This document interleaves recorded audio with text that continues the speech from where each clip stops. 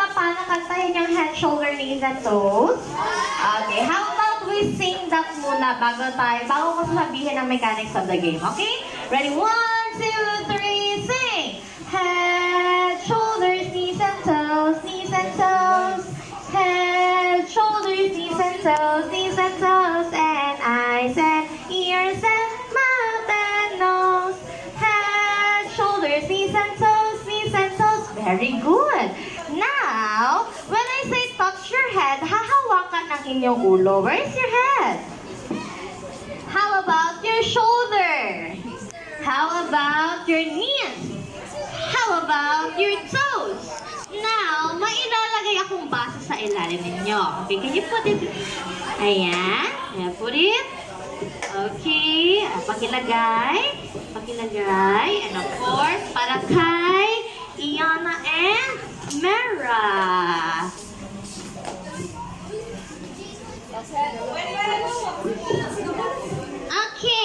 Okay. Now, when I say get the cup, all you need to do is to get the cup as faster as you can. Paunahang kumuha ng baso na nasa harapan ninyo. And kung sino yung unang makakakuha, maglalaro for the next round hanggang sa may maiwan.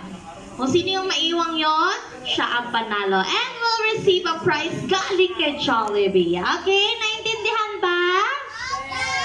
Opo. Okay, let's start our first round. Dapat mabilis kumilos. Makinig na mabuti. I want you to touch your head, shoulder, head, shoulder, knees, shoulder, head, hands up, hands up. Shake your hands. Shake. Shake your hands. Shoulder, head, shoulder, knees, shoulder, head, shoulder, toes. Toes pa. Where's your toes? Toes pa. Toes. Where's your toes? Toes pa. Okay, Ate Mira. Toes pa, toes. Balik muna natin. Okay, toes. Ano pa?